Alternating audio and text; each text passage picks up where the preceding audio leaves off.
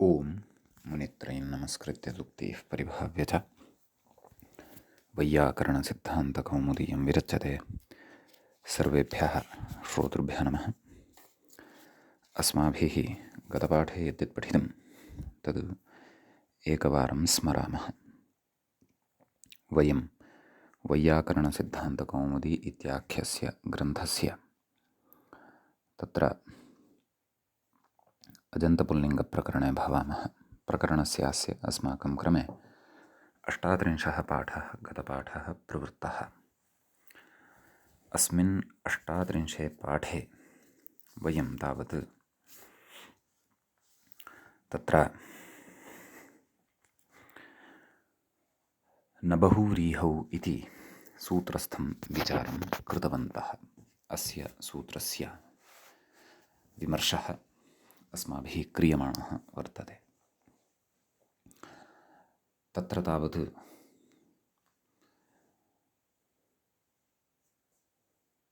सूत्रकारस्य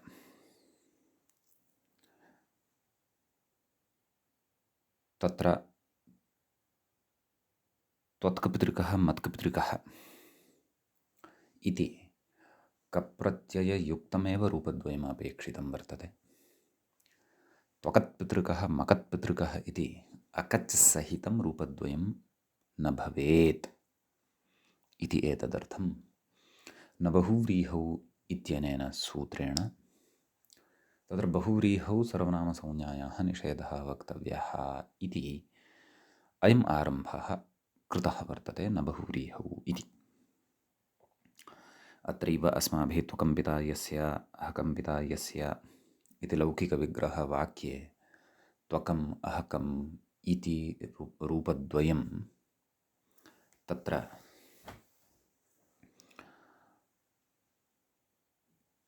अकच्च द्वारा नाम अव्ययसर्वनाम्नाम् अकच् प्राक्तेः इत्यनेन प्रत्ययेन कथं सिद्ध्यति इति तत्र हलन्तपुल्लिङ्गप्रकरणे या रूपसिद्धिः ससूत्रं पठिष्यते सा रूपसिद्धिः अत्रैव किञ्चित् विचारिता वर्तते। तत्रापि एतद्भेदज्ञापनाय यत् अकच् प्रत्ययः कथं भवति, कथम् अकचि सति रूपं भवति, अकच् न भवति चेत् कीदृशं च तत्र रूपं भवति इत्यादिकम्। तत्र त्वकम्पिता यस्य अहकम्पिता यस्य इति लौकिकविग्रहवाक्ये तु त्वकम् अहकम् इत्यत्र अकच् भवति। ततः अलौकिकविग्रहवाक्यम् अस्माभिः आरब्धं युष्मद्स् पितृस बहुव्रीहिसमासस्य, अपि च अस्मद्स् पितृस इति। तत्र अयमारम्भः कृतः यत् बहुव्रीहौ सर्वनामसंज्ञा न भवति।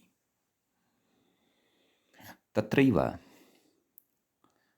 कश्चन पूर्वपक्षः तत्र अस्माभिः पठितः यत् प्रियसर्वाय अथवा प्रियविश्वाय इत्यत्र तु सर्व अथवा विश्व इत्यादीनां शब्दानां नाम सर्वादिगणपठितानां शब्दानां संज्ञोपसर्जनीभूतास्तु न सर्वादयः इति पठिष्यमाणवचनेन इति वार्तिकमग्रेकं पठिष्यते। तेन वार्तिकेन उपसर्जनीभूतयोः अनयोः शब्दयोः अथवा येषां सर्वादिगणे पठितानां शब्दानां प्रियसर्व प्रियविश्व इत्यादिषु ये पठ्यन्ते तेषां तत्र सर्वनामसंज्ञा एव न भवति। कुतः? उपसर्जनत्वात्, तन्नाम गौणत्वात्। यतः तत्र अन्यपदार्थस्य प्राधान्यं भवति। बहुव्रीहिसमासे तत्र अन्तर्वर्तिपदानि यानि वर्तन्ते, अर्थात् येषां पदानां यथा समासः भवति तेषां तु अन्यपदार्थप्रधानत्वं न भवति। एवं खलु? अतः ते तु गौणानां च एतेषां सर्वनामसंज्ञा न भवति। इति संज्ञोपसर्जनीभूतास्तु न सर्वादयः इति अग्रे वक्ष्यते। संज्ञाशब्दाः अपि संज्ञात्वेनपि एते शब्दाः यदि व्यवह्रियन्ते तदा अपि एतेषां सर्वनामसंज्ञा न भवति इत्युच्यते। एवं खलु। एवं तर्हि तत्र अस्य सूत्रस्य का वा आवश्यकता? बहुव्रीहौ सर्वादीनि सर्वनामानि न स्युः इति एतावानेव अर्थः यदि इतः अवगतः स्यात् सूत्रस्य, नाम बहुव्रीहि समासे सर्वादीनि सर्वनामसंज्ञानि न भवन्ति, तर्हि एतावानेव अर्थः यदि सूत्रस्य अथवा एवमर्थयुक्तमिदं सूत्रं यदि, तर्हि तु इदं व्यर्थं, सर्वथा व्यर्थं। कुतः? तदेव बहुव्रीहौ अन्यपदार्थप्रधानत्वात् बहुव्रीहिघटितपदेषु सर्वनामशब्दानां गौणत्वात् संज्ञोपसर्जनीभूतास्तु न सर्वादयः इत्यनेन एव सर्वनामत्वस्य निवृत्तेः। तदेव व्याख्यात्रा उक्तं। गतपाठस्य अन्तिमायां पङ्क्तौ च अस्माभिः इत्थं पठितं। प्रियसर्वाय न ततः अपि पूर्वम् एवं सति सूत्रमिदं व्यर्थं प्रियसर्वाय इत्यादीनां बहुव्रीहिवर्तिनां सर्वादीनां स्वार्थोपसङ्क्रान्तार्थान्तरप्रधानकतया उपसर्जनत्वादेव सर्वनामत्वनिषेधसिद्धेः संज्ञोपसर्जनीभूतात् न सर्वादयः इति वक्ष्यमाणत्वात् इति। अतः व्याचष्टे, अतः सूत्रार्थः तत्र इत्थम् उच्यते। नाम यः सूत्रार्थः अत्र सामान्येन अनुवृत्तिपदानि आदाय अस्य अवगतः भवति, नाम अस्य कस्य न बहुव्रीहौ इति सूत्रस्य साक्षात् यः सूत्रार्थः सामान्यः यः अवगतः भवति, वस्तुतः सः नात्र सूत्रार्थः। अत्र तु सूत्रार्थः विशेषः वर्तते। अस्य सूत्रस्य आरम्भे एव कश्चन विशेषः वर्तते। अतस्तत्र उच्यते किं बहुव्रीहौ चिकीर्षिते इति। मूले पश्यन्तु, मूले सूत्रार्थं पश्यामः। बहुव्रीहौ चिकीर्षिते सर्वनामसंज्ञा न स्यात् इत्युच्यते। एवं खलु। तत्र एवं रीत्या सूत्रार्थकरणस्य स्वारस्यमपि अचिरेण स्पष्टं भविष्यति। परन्तु अत्र इदमपि समर्थव्यं यत् एतावान् विषयः अस्माभिः, एतावत्पर्यन्तः विषयः अस्माभिः तत्र गतपाठे 38 पाठे पठितः। अधुना तावत् अजन्तपुल्लिङ्गप्रकरणस्यास्य एषः तत्र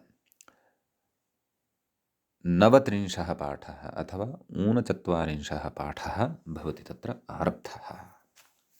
सम्यक्। अस्तु। आं, तर्हि किमुच्यते? बहुव्रीहौ चिकीर्षिते सर्वनामसंज्ञा न स्यात् इत्युक्तं। तत्र कथयति, नाम एतादृशः अर्थः कुतः लभ्यते तत् कथयति। आदौ अर्थः कुतः लभ्यते तत्तु द्रक्ष्यामः, परन्तु अस्य अर्थम् इतोपि सरलीकृत्य पश्यामः। बहुव्रीहौ चिकीर्षिते,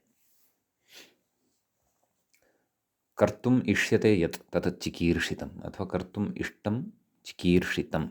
सन्नन्तात् क्तप्रत्ययान्तम् इदं रूपं भवति। कृधातोः सन्प्रत्ययान्तं रूपं तत्र चिकीर्ष इति। तस्य सनाद्यन्ताधातवः इत्यनेन धातुसंज्ञा भवति, ततः क्तप्रत्ययः आगच्छति। तस्मात् तस्य क्तप्रत्ययान्तस्य सप्तमी विभक्तेः एकवचने चिकीर्षिते इत्युच्यते। बहुव्रीहि इत्यस्य विशेषणपदमिदं चिकीर्षित इति अत्र। समीचीनम्। तर्हि तत्र उच्यते बहुव्रीहौ चिकीर्षिते सर्वनामसंज्ञा न स्यात्। नाम बहुव्रीहिः यदि कर्तुम् इष्टः वर्तते, अत्र बहुव्रीहिसमासः कर्तव्यः इति बहुव्रीहि चिकीर्षा वर्तते, कर्तुम् इच्छा चिकीर्षा। बहुव्रीहेः चिकीर्षा वर्तते अथवा सः बहुव्रीहिः तत्र चिकीर्ष्यते, तदा तत्र सर्वनामसंज्ञा निषिध्यते इति। तदेव अग्रे उच्यते। बहुव्रीहौ इति विषयसप्तम्याश्रयणात् अयमर्थो लभ्यते इति। सूत्रे बहुव्रीहौ इति निमित्तसप्तमी नास्ति, विषयसप्तमी अस्ति अत्र प्रसङ्गानुसारं। तर्हि तत्र युक्तः विषयः तत्र स्वीकर्तुं शक्यः शब्दस्य अन्वाख्यानाय अथवा शब्दसाधुत्वप्रतिपादनाय। सम्यक्। तर्हि तदेव बहुव्रीहौ इति विषयसप्तम्याश्रयणात् अयमर्थः नाम एतादृशः एषः अर्थः अत्र लब्धो भवति। तथा च कथयति अग्रे, अपि च विषयसप्तमी निमित्तसप्तमी विषये भवन्तः जानीयुः एव। निमित्तसप्तमीः नाम यत्र तस्मिन् इति निर्दिष्टे पूर्वस्य इति परिभाषा उपतिष्ठते, नाम एतस्मिन् परतः इको यणचि अच् परतः अपेक्षितः निमित्तभूतः कारणभूतः, तदा एव तत्र यण भवति, नान्यथा। इत्यादौ यथा तथा। विषयसप्तमी नाम तत्र सामान्येन कश्चन विषयः उच्यमानः वर्तते। निमित्ततया तत्सप्तमी द्योतकः पदार्थः नाश्रीयते। सम्यक्। नाम अत्र एतादृशः अर्थः न ग्राह्यः बहुव्रीहि इति शब्दे परतः न, परन्तु बहुव्रीहि समासे कर्तव्ये अथवा चिकीर्षिते इति अर्थः अत्र लभ्यते, अयं भावः। ततः कथयति, तथा च बहुव्रीहौ प्रसक्ते, बहुव्रीहौ प्रसक्ते सति नाम बहुव्रीहौ विद्यमाने सति नाम बहुव्रीहिः कर्तव्यः इति तत्र बहुव्रीहि समासस्य उपस्थितौ ततः प्रागेव नाम बहुव्रीहि समासः भवतु अथवा बहुव्रीहि समासः अत्र करिष्यते, अनयोः द्वयोः मेलनेन बहुव्रीहिः सम्पत्स्यते इति इतः प्रागेव विग्रहवाक्ये अयं निषेधः अर्थवान्। नाम विग्रहवाक्यवेलायामेव, अलौकिकविग्रहवाक्यवेलायामेव एषः निषेधः उच्यते। कस्य? सर्वनामसंज्ञायाः निषेधः उच्यते। केन? न बहुव्रीहौ इत्यनेन। एवं खलु? अन्यथा तदेव पूर्वं तु पूर्वपक्षिणा किम् उच्यमानमासीत् यद्भोः प्रियविश्वाय प्रियसर्वाय इत्यादिषु तु संज्ञोपसर्जनीभूतास्तनसर्वादयः इत्यनेन एव गौणत्वात् उपसर्जनत्वात् सर्वनामसंज्ञा न भवति। प्रियसर्व प्रियविश्व इत्यादिषु प्रियसर्व इत्यादिना सर्वविश्व इत्यादिना। अतः इदं सूत्रं व्यर्थं। परन्तु तथा न, अत्र विशेषः कश्चन विवक्षितः वर्तते सूत्रकारस्य। तञ्च विशेषं भाष्यकारादयः अस्मान् सूचयन्ति। एवं किल? तर्हि तत्र तदेव उच्यते, नाम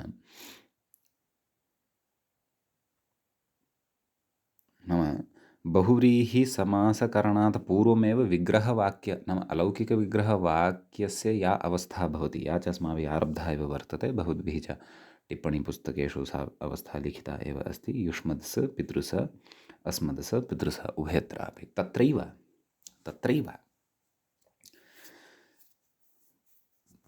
अयं निषेधः प्रवर्तते। नाम समासकरणात् पूर्वमेव अलौकिकविग्रहवाक्यवेलायामेव एषः निषेधः प्रवृत्तः भवति, न तु लौकिकविग्रहवाक्यवेलायाम् इत्यपि स्मर्तव्यम्।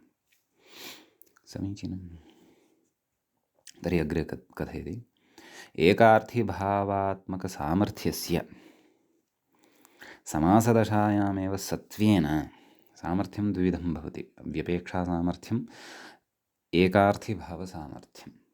पदेषु आकाङ्क्षा योग्यता सन्निधिवशात् तत्र विशिष्टः कश्चन सम्बन्धविशेषः यः भवति, काचित् विशिष्टा योग्यता भवति, सा व्यपेक्षा इत्युच्यते।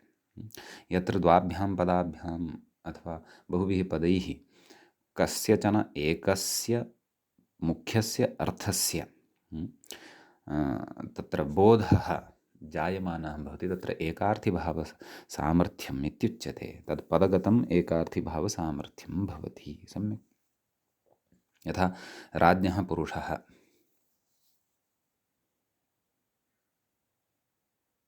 अत्र व्यपेक्षा अस्ति। राजपुरुषः एतेन कश्चन एकस्य अर्थस्य ज्ञानं भवति, राज्ञः सेवकः इति। अथवा राज्ञः कश्चन कर्मकरः। समीचीनम्। अतः तदेव एकार्थीभावात्मकसामर्थ्यस्य समासदशायामेव सत्त्वेन,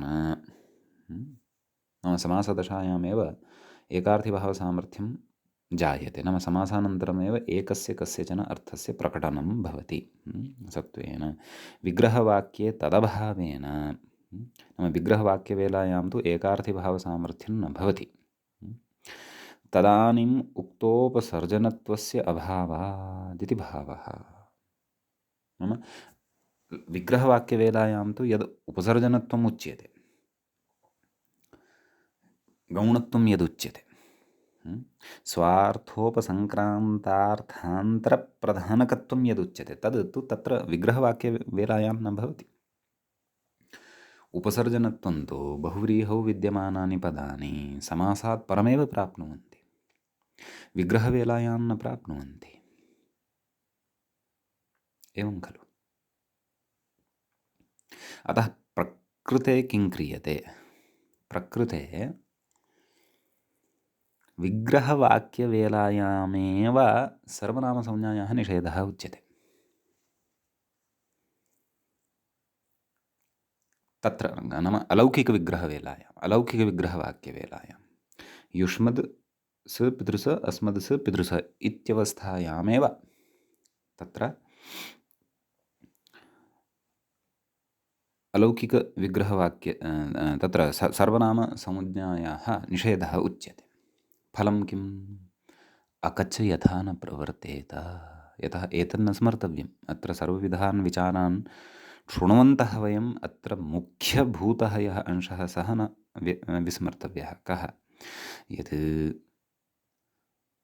सर्वनामसंज्ञायां सत्याम् अकच् भविष्यति युष्मद् अस्मद् इत्यनयोः। तस्मात् तत्र त्वकत्पितृकः मकत्पितृकः इत्यादीनि अनिष्टानि रूपाणि भविष्यन्ति। इष्टानि कानि अपेक्षितानि सूत्रकारस्य? त्वत्कपितृकः मत्कपितृकः। तानि च कप्रत्ययेन एव लप्स्यन्ते।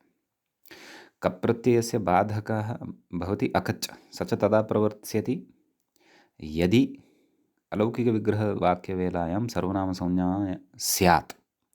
यदि सर्वनामसंज्ञायाः एव निषेधः उच्येत तर्हि अकच् न प्रवर्त्स्यति।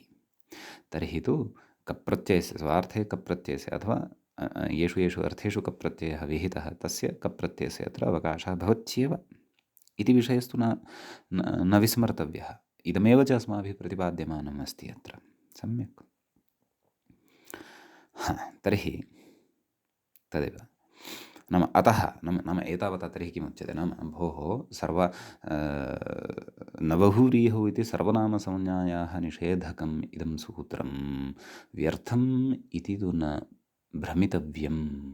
प्रियसर्वाय, प्रियविश्वाय इत्यादीनि उदाहरणानि दृष्ट्वैव तत्र अयं निर्णयः न कर्तव्यः यत् सर्वादीनि सर्वनामानि क्षन्तव्यः न बहुव्रीहौ इति सूत्रं व्यर्थम् अस्ति। यतः अन्यानि अपि रूपाणि इष्टानि अपेक्षितानि सन्ति, तदर्थं न बहुव्रीहौ इति सूत्रम् अलौकिकविग्रहवेलायामेव सर्वनामसंज्ञायाः निषेधः भवतु इत्यर्थपरकम्। समीचीनम्। तर्हि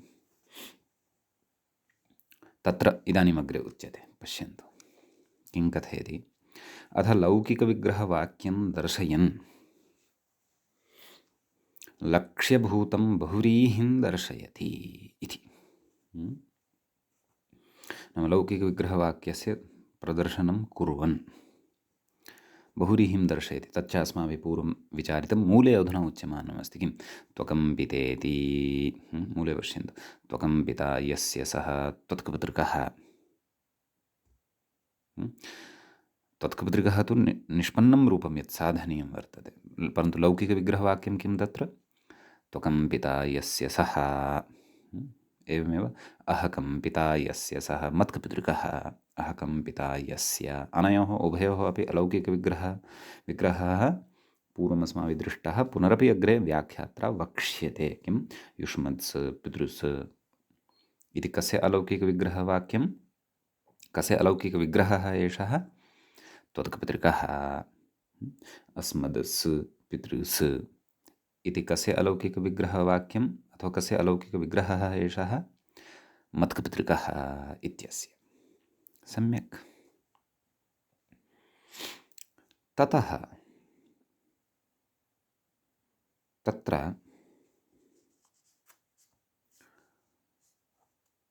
अग्रे उच्यते,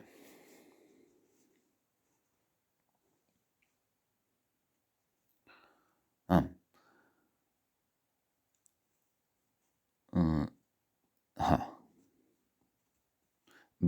नाम अथ अलौकिकविग्रहवाक्यं दर्शयन् लक्ष्यभूतं बहुव्रीहिं दर्शयति त्वकं पिते इत्यादिना। इतः अग्रे व्याख्यां पश्यन्तु।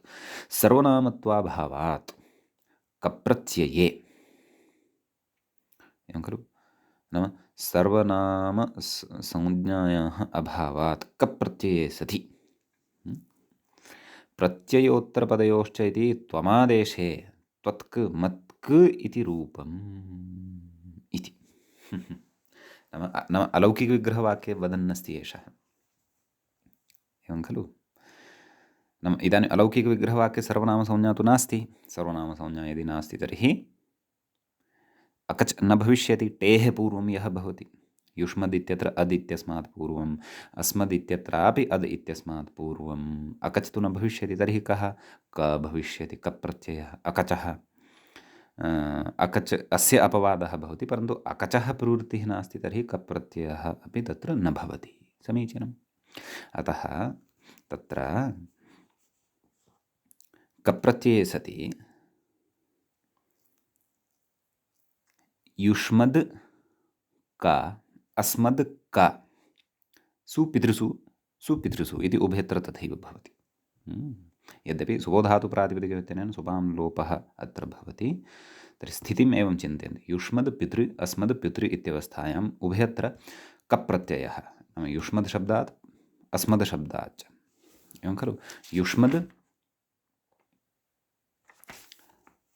का, अस्मद् का इत्यवस्थायां तत्र कथयन् प्रत्ययोत्तरपदयोश्च इति त्वमादेशे। सम्यक्। तत्र मपर्यन्तस्य त्व म इति आदेशः करिष्यते। यथा तत्र क्रमशः आदौ एकत्रैव स्वीकुर्वन्तु। क्व? युष्मद् का पितृ इत्यत्रैव स्वीकुर्वन्तु। अत्र म पर्यन्तस्य कः आदेशः? त्व आदेशः। का स्थितिः जाता? त्व अद् का पितृ। त्व अद् अनयोः पररूपं भवति त्वद् का पितृ। दकारस्य चर्त्वेन तकारः भवति त्वत्क पितृ, त्वत्क पितृ। समीचीनं। त्वत्क पितृ इति आगतं खलु? इदानीम् अत्र पश्यन्तु। क्व? अस्मद् पितृ, सुपां लोपः जातः अस्ति इति चिन्तयन्तु। अस्मद् पितृ इत्यत्र आगच्छन्तु। कप्रत्ययः कृतः अस्ति। अस्मद् क पितृ। अत्र मपर्यन्तस्य म आदेशः। म अद् क, म अद् अनयोः पररूपं।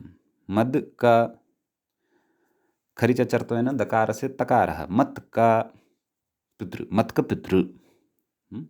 तर्हि उभयत्र किं लब्धं? त्वत्क पितृ, अपरत्र एकत्र त्वत्क पितृ, अपरत्र मत्क पितृ इति लब्धं। ततः परं तत्र पुनः बहुव्रीहौ कप् प्रत्ययः भवति। कप् कप् इति प्रत्ययः। तद् वयम् अग्रे समासान्तेषु पठिष्यामः, समासप्रकरणे पठिष्यामः। तर्हि तत्र त्वत्क पितृक मत्क पितृक सुप्रत्ययः सस्य ऋत्विसर्गे सति त्वत्क पितृकः मत्क पितृकः इति रूपं सिद्ध्यति। इदानीम् अत्रैव विचारं कुर्वन्तु। यदि अत्र कप्रत्ययः न स्यात्, अकच् स्यात्, तर्हि तु किं रूपं भविष्यति? त्वकत्पितृकः मकत्पितृकः इति लप्स्यते। तकारात् पूर्वं ककारस्य श्रवणं भवति। अत्र तु तथा न, अत्र तु तकारानन्तरं ककारस्य श्रवणं भवति। त्वत्कपितृकः मत्कपितृकः इत्येवं रीत्या। त्वत् इत्यत्र व इत्येतदनन्तरं यः त तस्मादनन्तरं क अपेक्षितः, स च कप्रत्यये सत्येव लप्स्यते। मत्क इत्यत्र तकारानन्तरं यः ककारः, म एतदनन्तरं यः तकारः, तदनन्तरं क अपेक्षितः, स च कप्रत्यये सत्येव लप्स्यते। अकच् तु यदि कृतः, सः तु टेः पूर्वं भविष्यति, अतः सः शब्दस्य मध्ये आगमिष्यति। अन्या या प्रक्रिया अत्र सम्पन्ना भविष्यति, तदा त्वकत् तकारात् पूर्वं श्रवणं भविष्यति, मकत् तकारात् पूर्वं श्रवणं भविष्यति। त्वकत्पुत्रिकः मकत्पुत्रिकः इत्यादीनि अनिष्टानि रूपाणि अत्र लप्स्यन्ते। तादृशानि अनिष्टानि नापेक्षितानि इत्येतदर्थमेव तत्र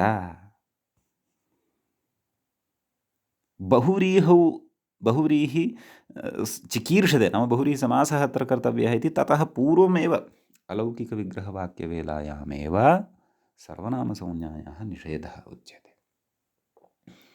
तेन निषेधेन तु तत्र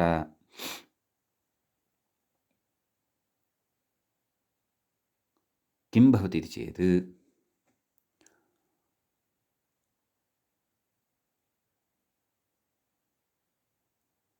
सर्वनामसंज्ञा एव नास्ति यदि, तर्हि अकचपि न भविष्यति। यतः अकच् तु सर्वनाम्नाम् उक्तः, अव्ययसर्वनाम्नाम् अकच् प्राक्टेः।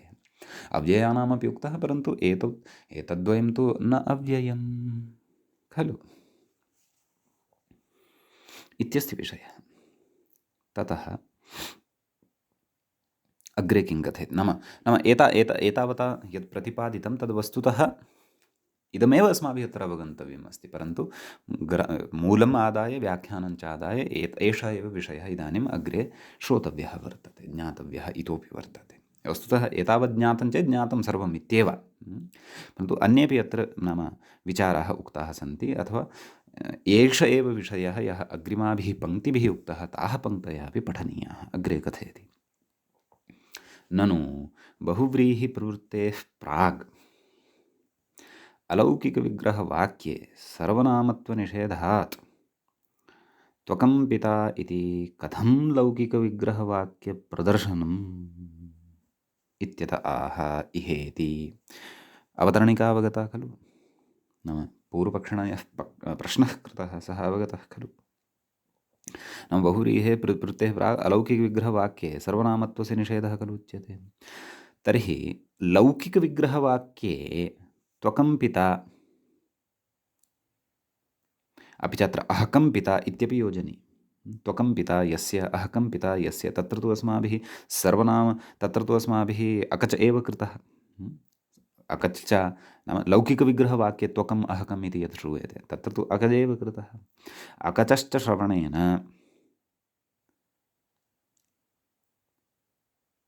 तत्र एषा शङ्का जायते यत् लौकिकविग्रहवाक्ये अपि कथम् अकच भवितुम् अर्हति। तस्य च रूपसिद्धिः अस्माभिः पूर्वमेव दृष्टा आरम्भे। स्यादेतत् इत्यतः यदा एषः आरब्धवान् तथैव दृष्टा, एवं किल। तर्हि तत्र कथं वा तत्र लौकिकविग्रहवेलायां कथम् अकच् कृतः, तर्हि तत्र उच्यते इहेति। मूले पश्यन्तु, तत्र आदौ व्याख्यातारमेव पश्यन्तु किं कथयति, न बहुव्रीहौ इत्यस्मिन् सूत्रे इत्यर्थः। मूले पश्यन्तु, इह समासात् प्रागेव। अग्रे उच्यते प्रक्रियावाक्ये सर्वनामसंज्ञा निषिध्यते। कथयति प्रक्रियावाक्ये इति, नाम समासात् प्रागेव, नाम समासात् पूर्वमेव, समासः न जातः अस्ति इतोपि, समासविधानात् प्रागेव। युष्मद्स् पितृस अस्मद्स् पितृस इति अलौकिकविग्रहवाक्ये एव इत्यर्थः। अलौकिकविग्रहवाक्यवेलायाम् एव कथयति। लौकिकविग्रहवाक्ये तु नायं निषेधः। भोः त्वकम्पिता यस्य अहकम्पिता यस्य इति लौकिकविग्रहवाक्ये अकचः विधानं न दुष्यति, क्लेशाय नास्ति, न च सा अनिष्टता अस्ति, तत्र भवितुम् अर्हति। तत्र सर्वनामसंज्ञायाः निषेधः नोच्यते। अयं निषेधस्तु बहुव्रीहौ चिकीर्षिते, नाम बहुव्रीहिसमासात् पूर्वम् अलौकिकविग्रहवेलायाम् उच्यते, तावदेव। अलौकिकविग्रहवाक्ये उच्यते, न तु लौकिकविग्रहवाक्ये अपि। तदेव कथयति।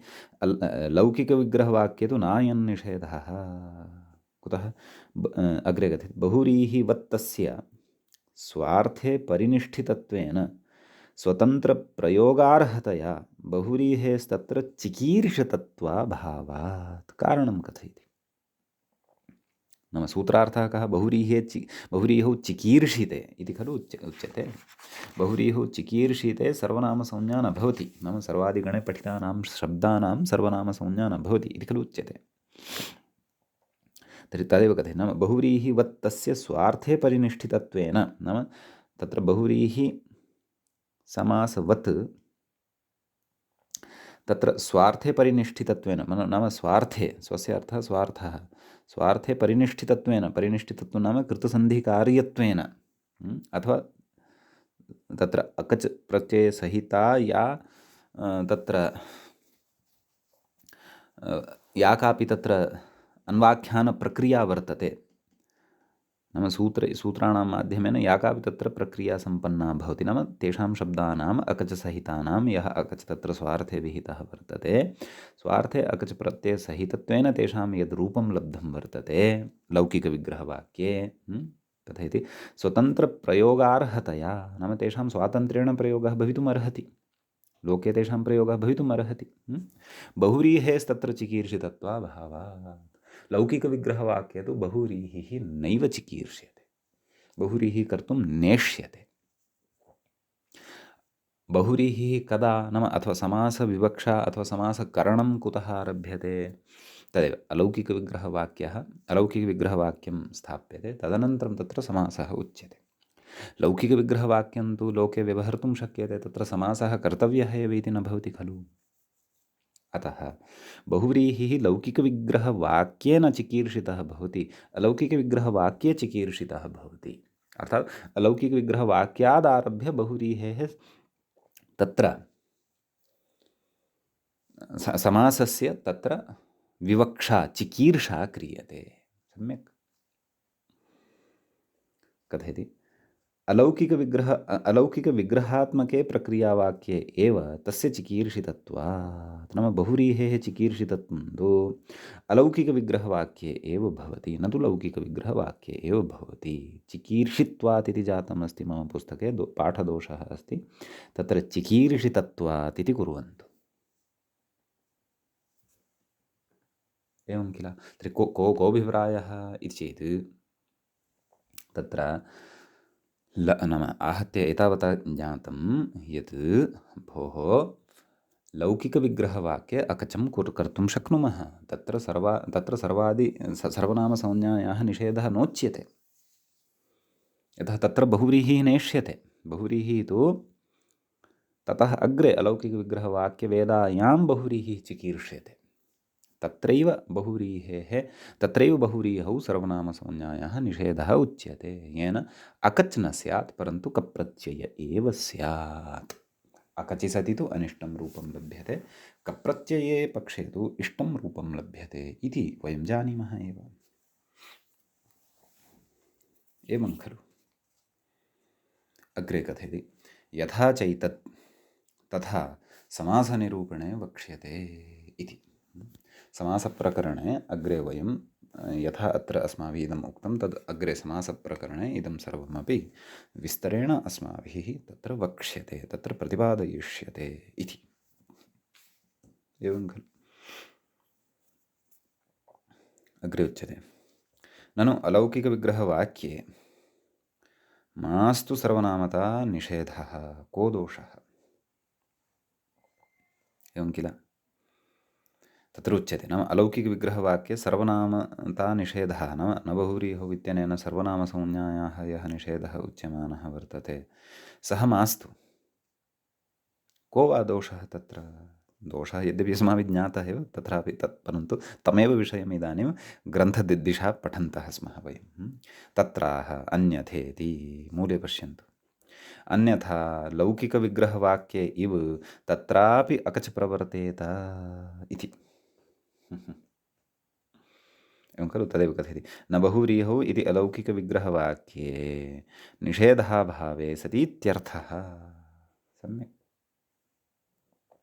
नाम यदि सर्वनामतायाः निषेधः नोच्येत नाम न बहुव्रीहौ इत्यनेन अलौकिकविग्रहवाक्यवेलायामेव युष्मदस्मदशब्दयोः सर्वनामसंज्ञायाः निषेधः यदि नोच्येत तर्हि यथा लौकिकविग्रहवाक्ये सर्वनामसंज्ञाम् आश्रित्य अकच प्रवर्तते तद्वद् अलौकिकविग्रहवाक्येऽपि सर्वनामसंज्ञाम् आश्रित्य कप्रत्ययस्य अपवादभूतः अकच प्रवर्तेत तेन किं तेन तत्र अनिष्टं खलु रूपं लप्स्यते अनिष्टं किम् अनिष्टम् इदमेव खलु त्वकत्पितृकः मकत्पितृकः इति अपेक्षितं किं त्वत्कपितृकः मत्कपितृकः तच्च कप्रत्ययेन एव लप्स्यते वा न कथयति तत्र आम् आम् किमुक्तं तत्रापि अकच प्रवर्तेत कथयति अग्रे तत्रापि इत्यस्य व्याख्यानं कुर्वन् अस्ति अलौकिकविग्रहवाक्ये अपि इत्यर्थः अलौकिकविग्रहवाक्ये अपि तस्य प्रवर्तनं स्यात् इति एवं किल अग्रे ननु अलौकिकविग्रहवाक्ये भवत्वकच एवं खलु नाम अलौकिकविग्रहवाक्ये अपि अकच भवतु कथयति अग्रे सत्यपि अकचि तस्य प्रयोगानर्हतत्वेन बाधकाभावात् इति इत्यत आह नाम अलौकिकविग्रहवाक्ये यदि अकचं करोतु भवान् अलौकिकविग्रहवाक्यस्य तु लोके प्रयोगः क्रियते वा न खलु क्रियते वा न वा राजन् स्पुरुषसु इति कथयामः वा लोके सूत्रान् न कथयामः सः तु शास्त्रीयः विषयः अन्वाख्यान परकशास्त्रे व्यवह्रियमाणः विषयः सः लोके न उच्यते लोके यदि तथा उच्यते बोधः एव न जायते यतः सर्वोऽपि तां प्रक्रियां जानाति वा न खलु शास्त्रस्य अध्येतार एव खलु जानन्ति वा न वा तर्हि तत्र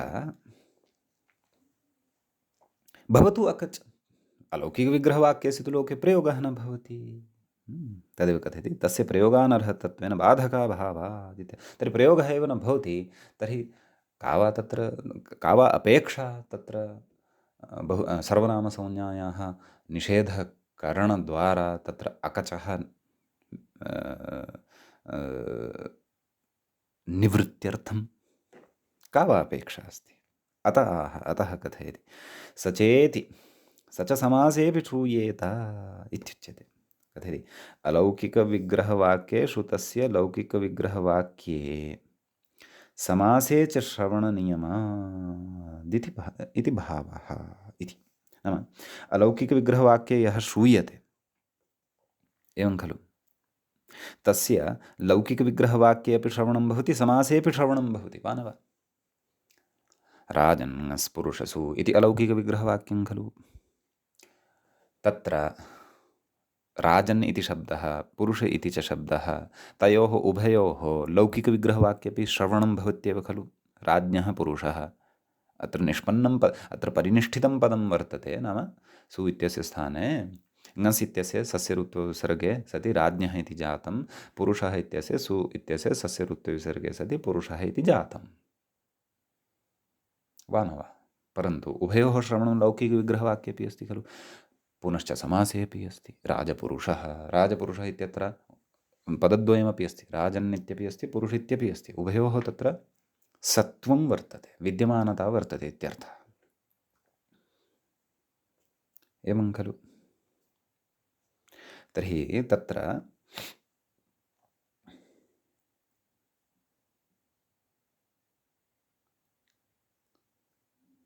एवं रीत्या चेत्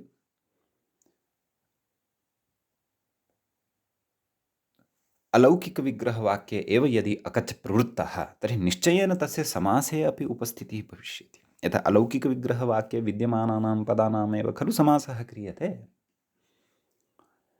अकच यदि अलौकिकविग्रहवाक्ये सम्पन्नः तर्हि समासं प्रति गमनात् तस्य अवरोधं कर्तुं न शक्ष्यामः। तर्हि समासे अपि सः अकच् श्रोष्यते।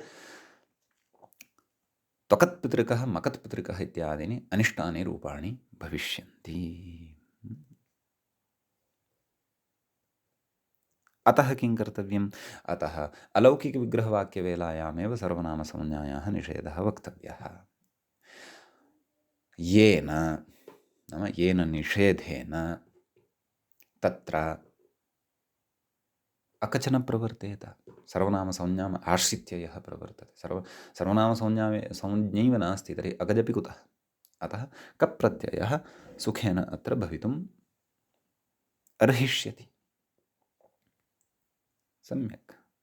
अतः न बहुव्रीहौ इति सूत्रस्य निषेधः वक्तव्यः। बहुव्रीहौ इति सूत्रेण निषेधः वक्तव्यः इति। सम्यक्। ततः अग्रे कथयति उभयत्रापि तन्नियमे दृष्टान्तद्वयमाह इति। नाम एतादृशनियमे नाम उभयत्रापि नाम उभयत्र नाम क्व लौकिकविग्रहवाक्येपि अलौकिकविग्रहवाक्येपि नाम यथा लौकिकविग्रहवाक्यं भवति तथैव अलौकिकविग्रहवाक्यमपि भवति। यथा अलौकिकविग्रहवाक्यं भवति नाम येषां पदानाम् अलौकिकविग्रहवाक्यश्रवणं भवति तेषां निष्पन्ने रूपे अपि श्रवणं भवति। तत्र इदानीम् अग्रे दृष्टान्तम् उच्यमानं वर्तते। तदेव कथयति उभयत्रापि तन्नियमे दृष्टान्तद्वयमाह। किं कथयति? अतिक्रान्तो भवकन्तम् अतिभवकान् इतिवत् इति मूले पश्यन्तु। नाम कथं नाम नाम किं कथयन्नस्ति नाम यथा लौकिकविग्रह नाम यानि लौकिकविग्रहवाक्ये पदानि श्रूयन्ते तानि अलौकिकविग्रहवाक्ये अपि श्रूयन्ते। अलौकिकविग्रहवाक्ये यानि पदानि श्रूयन्ते तानि समस्तपदे समासपदे अपि श्रूयन्ते इत्युच्यते। तत्र इदं दृष्टान्तं यच्छन्नस्ति न। अत्र यद्यपि सा व्यवस्था न अपेक्षिता। त्वत्कपितृकः मत्कपितृकः इत्यादिषु अत एव निषेधः तत्र आरब्धः खलु। यदि अयं निषेधः न स्यात् तर्हि अकच सहितस्य निष्पन्ने समस्तरूपे समासयुक्ते रूपे अपि श्रवणं भविष्यति। त्वकत्पितृकः मकत्पितृकः इति रूपं तत्रापि लब्धं भविष्यति। अनिष्टं रूपं त्वकत्पितृकः मकत्पितृकः इति लप्स्यते अकचसहितं। परन्तु कप्रत्ययसहितमेव रूपं भवतु, अकचसहितं न भवतु। अतः ततः पूर्वमेव वाक्यस्थं पदं लौकिक समस्तपदे अपि श्रूयेत। तदर्थम् आदौ एव तत्र अकचः निवृत्त्यर्थं सर्वनामसंज्ञायाः निषेधः उच्यते। इदं प्रयोजनं भवति। तर्हि कथं तथा भवति? एकं दृष्टान्तं यच्छन्नस्ति तावदेव। नाम अलौकिकविग्रहवाक्ये यानि पदानि तेषां लौकिकविग्रहवाक्ये अपि क्षन्तव्य समस्तपदे अपि श्रवणं भवति। लौकिकविग्रहवाक्ये अपि भवत्येव। तत्र इदं दृष्टान्तं यच्छन्नस्ति। किम्? अतिक्रान्तः भवकन्तम् अतिभवकान्। तर्हि अत्र अस्माभिः अधुना अतिभवकान् इति रूपं साधनीयं वर्तते। सम्यक्। तस्य रूपसिद्धिम् इदानीम् अग्रे वक्ष्यति। पुनः अग्रे उदग्रन्थस्थान् अपि कांश्चन विचारान् वक्ष्यति। यत्र उदग्रन्थस्थाः विचाराः अथवा मूले अनुक्ताः विचाराः यत्र आरब्धाः भविष्यन्ति तत्र अहं स्वयमेव वदिष्यामि। तत्र भवद्भिः यथाशक्ति तत्र श्रवणं कर्तव्यं। परन्तु मूलपङ्क्तेः अस्याः नाम यद् दृष्टान्तं दत्तं वर्तते अतिक्रान्तः भवकन्तम् अतिभवकाम् इति वत् नाम अत्र यथा अस्ति तथैव तत्रापि स्यात् इति। अतः तत्र कथयन् अस्ति। अपि च उभयत्र इति यद् उक्तवान् खलु एषः व्याख्यातः उभयत्रापि तन्नियमे दृष्टान्तद्वयमाह नाम अकचसहितः यदि अलौकिकविग्रहः स्यात् तर्हि अकचसहितस्य एव श्रवणं समासे अपि भविष्यति। अकचरहितः अर्थात् कप्रत्यययुक्तः अलौकिकविग्रहः स्यात् तर्हि कप्रत्ययेन युक्तस्य एव लौकिकविग्रहस्य श्रवणं तत्र समासे भविष्यति इत्यर्थः। समीचीनम्। तर्हि अस्माभिः अतिक्रान्तः भवगन्तम् अतिभवकान् इति रूपं साधनीयमस्ति। अकच्सहितम् इदं रूपं वर्तते। वस्तुतः रूपं किं साधनीयमस्ति? अतिभवकान् इति साधनीयम् अस्ति रूपं। सम्यक्। तत्र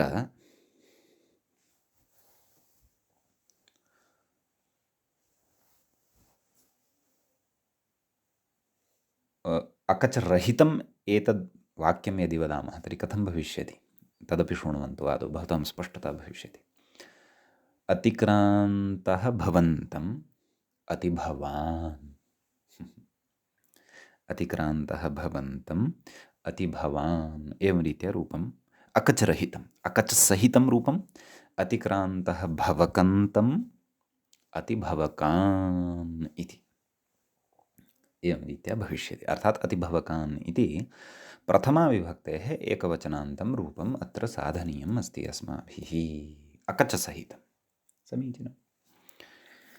कथयति व्याख्याम् अनुसरामः अधुना। भवच्छब्दस्य सर्वादिगणे पाठात् अस्मद्युष्मद्भवतु किम् एवं खलु अस्माभिः सर्वादिगणः पठितः 35 शब्दाः तत्र पठिताः। उपान्तिमः शब्दः भवतु इति शब्दः तत्र दृष्टः। तत्र उकारस्य इतसंज्ञा भवति भवत् एतावदेव तत्र अवशिष्यते इति बुद्धौ स्मर्तव्यम्। तर्हि तत्र कथयति भवच्छब्दस्य सर्वादिगणे पाठात् नाम सर्वादिगणे अयं शब्दः पठितः इति कृत्वा सर्वनामत्वात् नाम सर्वनाम संज्ञा तस्य अस्ति एव यतः सर्वादिगणे पठितः अयं शब्दः अलौकिकविग्रह वाक्यदशायाम् अकच् एवं खलु। अलौकिकविग्रहवाक्यं यदा वयं दर्शयामः तत्र अकच् भवति। कथयति ततश्च भवकत अम् इति अलौकिकविग्रहवाक्यं सम्पद्यते इति। नाम तत्र किमिति चेत्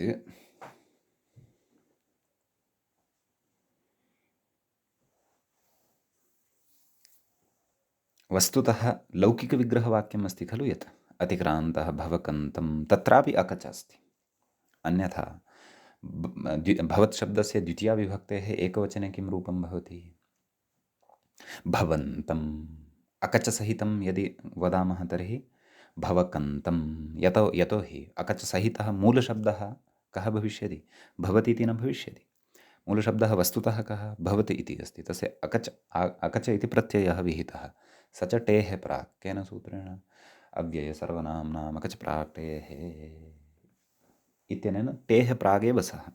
समीचीनं। तर्हि भवति इत्यत्र टिभागः कः? अत् इति। तस्मात् पूर्वं भविष्यति। भव अक् अत् मेलनेन तत्र भव अत् अनयोः भव अत् मेलनेन भव अक् अत् मेलनेन भवकत् इति रूपं मूलरूपं सिद्धं भवति अकच्सहितं रूपम्। अतः लौकिकविग्रहे अपि अतिक्रान्तः भवकन्तम् इत्यत्रापि अकच वर्तते। अग्रे कथयति ततश्च भवकत् अम् अति इति अलौकिकविग्रहवाक्यं सम्पद्यते। नाम एतेन नाम लौकिकविग्रहवाक्यं तु मूले उक्तम् एव। अतः व्याख्यात्रा तं लौकिकविग्रहवाक्यं नोक्तवान्। सः साक्षात् विषयं प्रति आगच्छन् साक्षात् सः अलौकिकविग्रहवाक्यं कथयन्नस्ति। सम्यक्। तदेव भवकत् अम् इति अलौकिकविग्रहवाक्यं सम्पत्। तर्हि अलौकिकविग्रहवाक्यः एवं भविष्यति। तत्र अतिक्रान्तः इत्यस्मिन् अर्थे अति इति शब्दः स्वीक्रियते। अति इति अव्ययम् अथवा अति इति प्रादिगणे पठितः एकः शब्दविशेषः अतिक्रान्तार्थे स्वीक्रियते। तत्पुरुषसमासः अत्र भवति। वयम् अग्रे समासप्रकरणे विस्तरेण इदं पठिष्यामः। समीचीनं। तर्हि किमुच्यते? भवकत् अम् इति भवकत् अम् अति इति अलौकिकविग्रहवाक्यं सम्पद्यते। सम्यक्। ततः कथयति तत्र अत्यादयः क्रान्ताद्यर्थे द्वितीयया इति समासे नाम एतद् वार्तिकमस्ति, अग्रे पठिष्यते अस्माभिः। नाम अत्यादयः केचन शब्दाः ते क्रान्ताद्यर्थे नाम क्रान्तादिषु अर्थेषु द्वितीयया नाम द्वितीयान्तेन समासेन समस्यन्ते। अतः एव भवकत् अम् इति तत्र अम् इति द्वितीया विभक्तेः एकवचनस्य प्रत्ययः गृहीतः। अतिक्रान्तः भवकन्तम्, अतएव लौकिकविग्रहवाक्येपि अत्र भवकन्तम् इति द्वितीया श्रूयते। विस्तरेण इदं विधानम् अस्माभिः समासप्रकरणे पठिष्यते। समीचीनम्। अग्रे कथयति समासे सति सुपोधातुप्रातिपदिकयोः इति सुब्लुकि। सुपोधातुप्रातिपदिकयोः इत्यनेन सुब्लुक् क्रियते। अर्थात् अम् इति श्रूयते खलु, तस्य लोपः भवति। अति इति अव्ययं वर्तते, अतः तत्र सुप् न दर्शितः। यतः तस्मात् आगच्छति सुप्, तस्य अव्ययादाप्सुपः इत्यनेन लोपः एव भवति। अतः लौकिकविग्रहवाक्यं भवकत् अम् इत्येव स्थापितं। समीचीनम्। अपि च वयं किमर्थमिदम् आरब्धवन्तः स्मः, तदपि बुद्धेः नापसारणीयं। तत्रापि अवधानं कुर्वन्तु। कुतः? अस्माभिः यावान् विषयः पठितः तस्य दृष्टान्तमिदम् अस्ति, तावदेव। कः विषयः पठितः? नाम भोः, यथा अलौकिकविग्रहवाक्ये यथा शब्दाः भवन्ति ते समासे अपि श्रूयन्ते। अतः अलौकिकविग्रहवाक्ये तत्र यदि अकच्, सः अकच् समासे एव श्रोष्यते, अनिष्टं रूपं लप्स्यते। अतः तत्रैव तस्य सर्वनामसंज्ञायाः निषेधो भवतु। निषेधश्चेत् तर्हि अकच् न प्रवर्त्स्यति, कप्रत्यय एव प्रवर्त्स्यति। तस्मात् तेन ततः कप्रत्यये सति तत्र इष्टं रूपं लप्स्यते। त्वत्कपितृकः मत्कपितृकः, न तु त्वकत्पितृकः मकत्पितृकः इति। समीचीनम्। अग्रे कथयति सुबोधातुप्रातिपदिके सुब्लुकि। नाम सुब्लुक् यदा भवति तदा किं लभ्यते? कथयति अग्रे अतिभवकत् शब्दात्।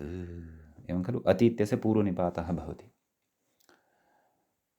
उपसर्जनं पूर्वम् इति अग्रे पठिष्यते। प्रथमानिर्दिष्टं समासे उपसर्जनं।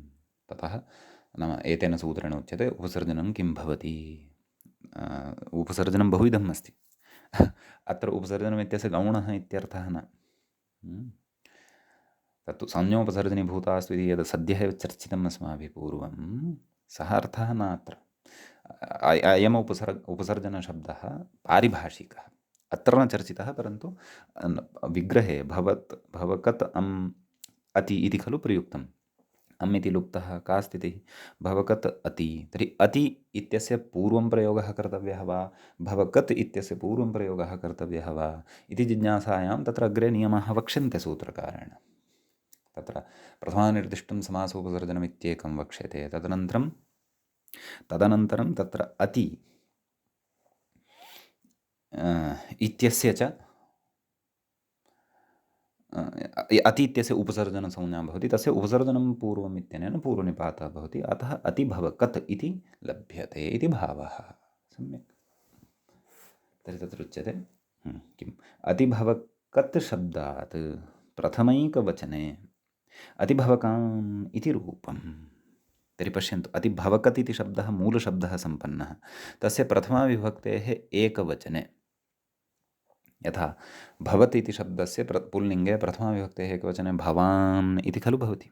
तत्र कथं भवति इत्यत्र वकारोत्तरवर्तिनः अकारस्य दीर्घः भवति, सुप्रत्ययः आगच्छति, तस्य हल्ङ्यादिना लोपः भवति। तत्सर्वं वयम् अस्मिन्नेव प्रकरणे नाम षड्लिङ्ग् प्रकरणे एव अग्रे पठिष्यामः, हलन्तपुल्लिङ्गाधिकारे।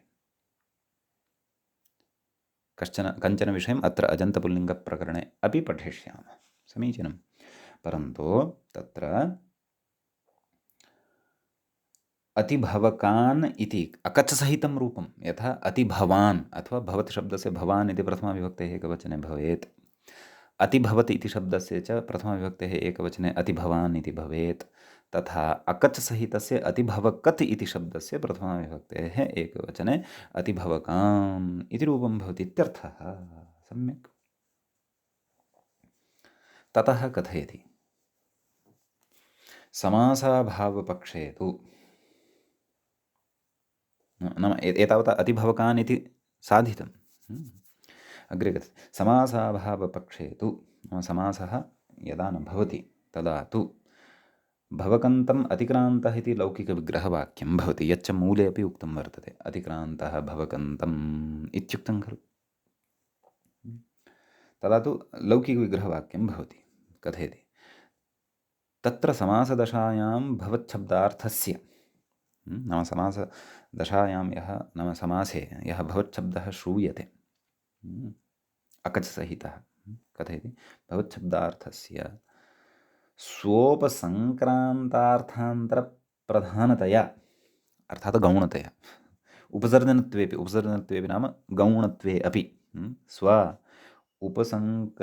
स्वोपसङ्क्रान्तार्थान्तरप्रधानतया नाम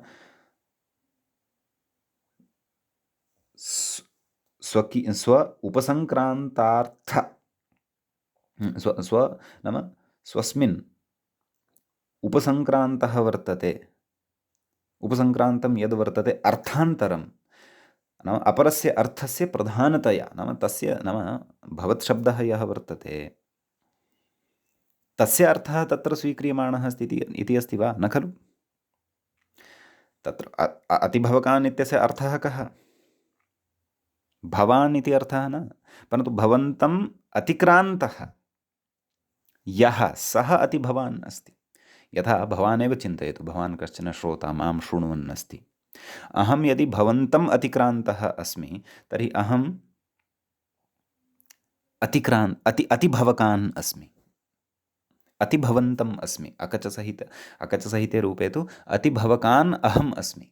तत्र भवतः अर्थग्रहणं न भविष्यति, परन्तु यः भवतः अतिक्रमणं कृतवान् अहं तस्य अर्थग्रहणं भविष्यति। अर्थात् भवत् शब्दस्य गौणत्वम् अत्र वर्तते, उपसर्जनत्वम् अत्र वर्तते। तदेव कथयति, पश्यन्तु पुनः, समासदशायां भवच्छब्दार्थस्य स्वोपसङ्क्रान्तार्थान्तरप्रधानतया उपसर्जनत्वेपि नाम उपसर्जनत्वे सत्यपि गौणत्वे सत्यपि कथयति अलौकिकविग्रहदशायाम् अलौकिकविग्रहः कः? भवकत् अति भवच्छब्दस्य अनुपसर्जनत्वात् नाम अलौकिकविग्रहवेलायां तु भवच्छब्दः अनुपसर्जनभूतः एव अस्ति। अनुपसर्जनभूतः नाम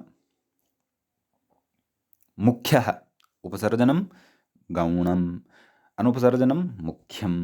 सम्यक्। अनुपसर्जनत्वात् सर्वनामत्वे सति नाम तस्य सर्वनामत्वं भवत्येव, अलौकिकविग्रहवेलायां तु तस्य सर्वनामसंज्ञा अस्त्येव। प्रवृत्तः अकच् नाम तत्र यः अकच् प्रवृत्तः वर्तते, केन? अव्ययसर्वनाम्नाम् अकच् प्राक्टेः।